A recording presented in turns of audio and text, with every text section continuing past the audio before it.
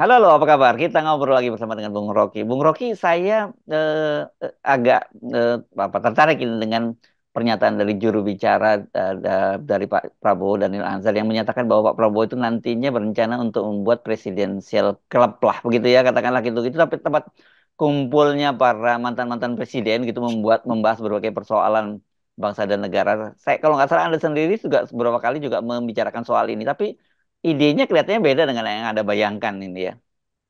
Ya, saya membayangkan dulu eh, ada semacam forum sore hari biasanya itu untuk memulai percakapan tentang semua isu publik lokal, regional maupun global tuh. Tidak harus formal, tetapi ada tokoh. Misalnya ada minggu ini ada rektor UI Mm-mm. bicara tuh soal stunting, lalu dikerumuni oleh mahasiswa. Prabowo ada di tengah tuh dengar juga perspektif wartawan, budayawan. Jadi temanya bisa beragam. Tetapi ini bukan kumpulan tokoh-tokoh yang udah pernah jadi presiden. Jadi bukan Oh. presiden klub sebetulnya, tapi Mm. forum presiden untuk mendengarkan isu publik. Saya Oh. bayangkan itu dulu karena saya tahu dulu Presiden Prancis itu François Mitterrand membuat itu dalam upaya untuk mengimbangkan antara oposisi dan mereka yang memang beroposisi pada kabinet tapi tidak sekeras misalnya partai buruh yang demo itu di Prancis itu kan. Jadi Mm-mm. ini semacam buffer area di mana presiden bisa mendengarkan langsung kritik akademis atau bahkan kritik ideologis terhadap kebijakan dia tuh. Itu yang Oh. kita bisa bayangkan tuh. Tapi kalau Oh. forum presiden itu artinya Megawati ada di situ, terus Mm. SBY ada di situ. Lo mau bicara apa? Kan ini Iya.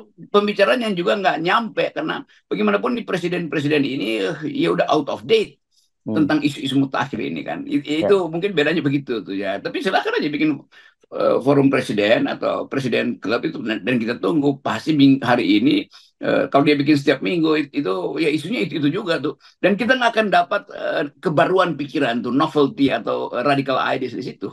Itu kayak Anda ya, kalau dalam bentuk kecil town hall meeting gitu ya. Ya, town hall meeting sebetulnya. Dan Mm. meeting semacam ini kan dimaksudkan untuk ngumpulin isu, tapi ada pembahasan itu. Lalu di ujungnya mungkin Pak Prabowo kasih semacam public address, lalu dikutip oleh pers, lalu dibandingkan dengan isi kebijakan di dalam kabinet. Jadi ada bocor halus kira-kira tentang Mm. isi pembicaraan di kabinet. Itu lebih memungkinkan orang melihat bahwa, oh kalau begitu Prabowo itu tidak inklusif, tidak eksklusif di dalam pembahasan politik karena dia memasukkan banyak tokoh lain tuh yang memang partai-partai yang punya portofolio nggak usah ikut di situ kan. Jadi Mm. ada kabinet, ada kekuasaan koalisi di parlemen, tapi ada masyarakat sipil yang mengolah Ah. isu-isu itu dan presiden mau mendengar itu. Ya, tapi saya kira itu tidak harus setiap pekan gitu ya, berapa secara berkala, tapi setidaknya presiden itu tidak teraliniasi begitu ya, Iya, hanya betul. dapat laporan-laporan dari para menterinya yang kadang-kadang sebenarnya apalagi kalau dari partai politik punya kepentingan masing-masing kan begitu. Ya, itu yang bahkan gitu saya usulkan dulu itu di zaman Jokowi dulu itu supaya Hmm. bikin aja karena Pak Jokowi kurang kapasitas di backup dong. Hmm. Jadi jangan KSP itu jadi lembaga formil yang manggil-manggil orang terus justru kasih nasihat pada masyarakat sipil. Kalian mesti dapat harus minta Jokowi mendengarkan nasihat dari luar kan itu Hmm. poin tapi Hmm. nggak pernah dibuat Hmm. forum itu. Oh, oke, oke. Jadi saya kira ini beda ya karena saya terkejut juga ini. Wah, apa jangan jangan masukkan Bung Rocky nih soal apa presidential club gitu. Beda rupanya.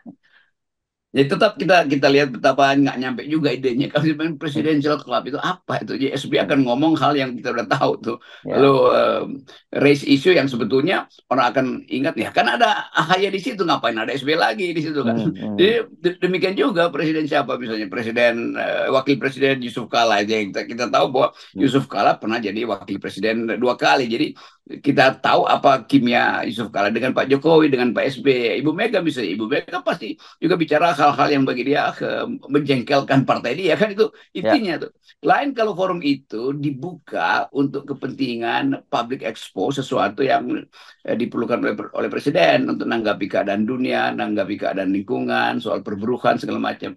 Jadi ini uh, semacam clearing house sebetulnya tentang Hmm. isu tapi tidak dilakukan di forum formal itu percakapan kan itu saya bayangkan ini semacam percakapan kecil di antara presiden dan beberapa tokoh yang secara rutin membrief Presiden Prabowo. Atau dulu saya bahkan usulkan supaya Presiden Jokowi itu di-brief. Jadi setiap kali selesai briefing sore itu, ya foto-foto kecil-kecil, Hmm. bercanda-bercanda, tetapi ada yang dibawa oleh Presiden, 5 poin atau 6 7 poin yang dikantongi Presiden.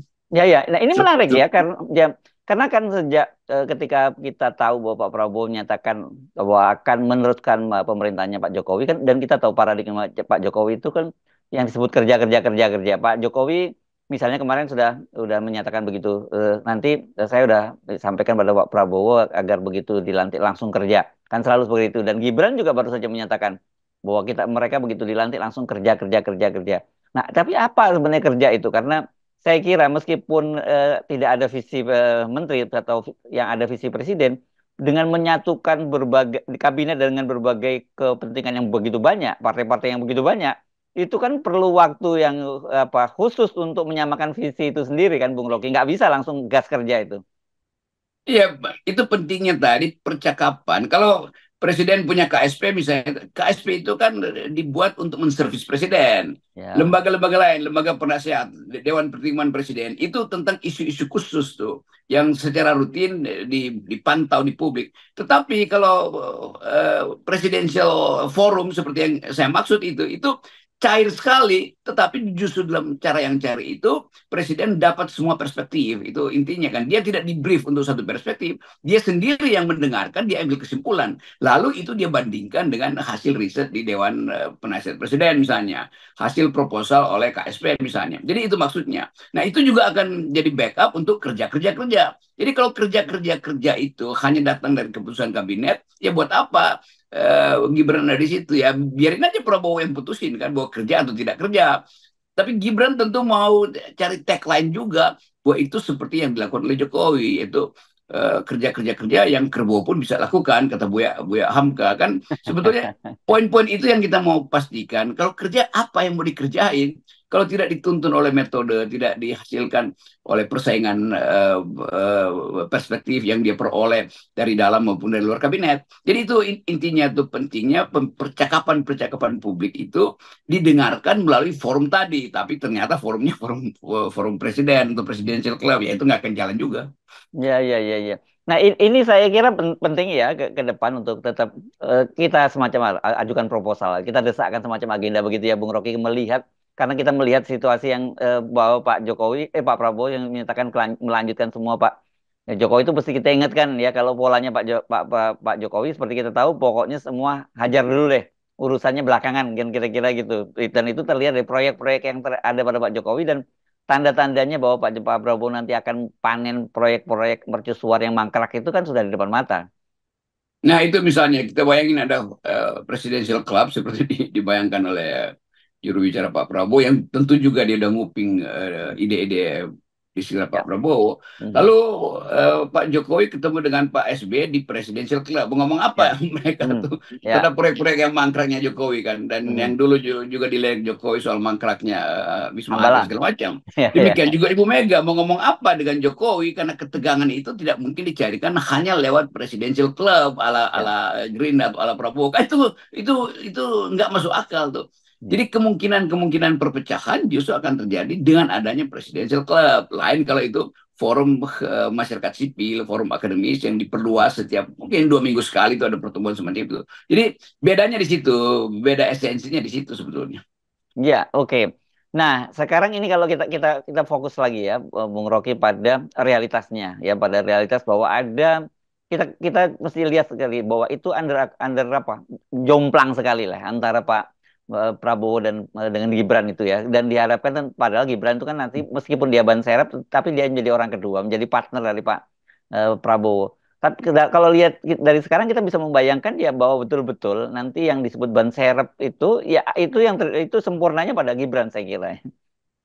Iya, coba lihat kalimat Gibran pertama itu. Begitu dilantik kami akan langsung kerja kerja kerja. Itu kan Ya, Apa itu nggak ada ide yang membuat kita bergairah apa yang mau dikerjain. Kan Mhm. mestinya ada semacam official statement dari Gibran yang adalah pasangan Presiden Prabowo tentang keadaan dunia misalnya itu. Dia raise isu itu supaya itu jadi panduan untuk menghitung kemampuan Indonesia bertanding ulang, memperoleh legitimasi supaya investor asing bisa masuk ke Indonesia tuh kan. Kan mesti begitu kan. Jadi Ya, bukan sekedar kerja itu ya diketawain orang aja apa. Memang menunda pasti harus kerja, tapi kerja dengan metode, kerja dengan visi, kerja dengan konsep, beda dengan kerja asal kerja. Dan yang kita lihat selama ini yang dilakukan Jokowi asal kerja, supaya langsung selesai, supaya langsung gunting pita, supaya langsung ditulis secara headline bahwa Jokowi habis resmikan ini, resmikan itu. Yang 2 bulan kemudian dia jual pada asing dan nggak mau lagi konferensi pers kan karena malu sebetulnya. Yang tiba-tiba mangkrak karena perencanaannya kacau. Kan itu hal-hal semacam ini yang membuat kita melihat bahwa ya pasti Pak Prabowo akan terganggu dengan kapasitas Gibran yang dia mungkin minta untuk membantu tapi ya, akhirnya bukan membantu tapi justru mencelakakan kebijakan-kebijakan Prabowo karena kritik akan datang. Setiap kali Gibran ngomong pasti kritik akan datang dan kritik itu terarah pada Prabowo bukan pada Gibran karena ya. Gibran sekedar wakil presiden. Ya, tapi kalau kita lihat ya, Bung Rocky, begitu banyaknya kepentingan politik yang coba ditarik masuk, dijejalkan di dalam kabinet Pak eh, Prabowo, dan kemudian ada kepentingan Pak Jokowi sendiri di situ, bahkan juga ada kepentingan Gibran. Saya kira kita akan sulit membayangkan bahwa Pak Prabowo nanti akan dapat ditopang oleh para pembantunya yang betul-betul siap kerja, yang seperti dikatakan oleh Gibran. Yang terjadi justru malah tarik menarik kepentingan gitu, yang akan apa berlangsung di kabinet itu sendiri. Ya, saya bayangkan Pak Prabowo rekrut menteri-menterinya itu tentu lewat kolam partai, tapi Ya, dengan kapasitas teknokratik. Pasti itu yang diperlukan kan. harusnya, Kalau harusnya. kapasitas Ya, teknokratik, ya. nah bayangkan misalnya Jokowi udah punya standing terhadap beberapa hal tuh, yang ini harus, yang ini harus. Padahal kajian teknokratik mungkin akan kasih poin bahwa secara makroekonomi lebih lebih lukratif proposal-proposal makan siang daripada proposal IKN. Lalu Jokowi Hmm. marah di situ tuh. Lalu Mhm. Prabowo mulai tersinggung bahwa kenapa mesti dibedakan antara saya dan Pak Jokowi. Lalu datang teknokrat jelasin, begini Pak nih, inputnya begini, outputnya begini. Kalau IKN dijadikan target itu berantakannya sekian persen tuh APBN. Kalau makan siang dijadikan target, sama juga berantakan, tapi efek legitimasinya lebih dapat Pak, karena rakyat merasa oh Pak Prabowo tahu tentang penderitaan. Kalau IKN itu nggak ada yang peduli di situ tuh, karena itu dianggap sebagai pemberosan dan elitis. Nah kalau ini dibicarakan misalnya, lalu terjadi ketegangan, yang kena pertama tentulah Gibran, karena Gibran yang Ya. dipasang oleh Jokowi di situ tuh, dan Gibran akan melapor pada bapaknya tuh, oh di kabinet ngomongnya begini begini begini tuh, Jokowi jengkel lagi, mulai lagi Jokowi cawe-cawe, tapi makin lama cawe-cawe Jokowi nggak ada gunanya, karena dia lama-lama lenyap sebagai pemimpin. Ya. Dan kalau kalau pengaruh Jokowi hilang, ya Gibran juga akhirnya jadi ban serep. Dan bukan ban serep yang nempel di mobil, ban serep yang ditinggal di garasi. Atau ban serep yang banyak mobil-mobil baru sekarang itu kan ban serepnya itu ban yang dalam size kecil, hanya untuk sementara jalan sementara saja, Bung Nah, Rocky. itu betul tuh. Cuman buat sampai ke tukang tambal ban.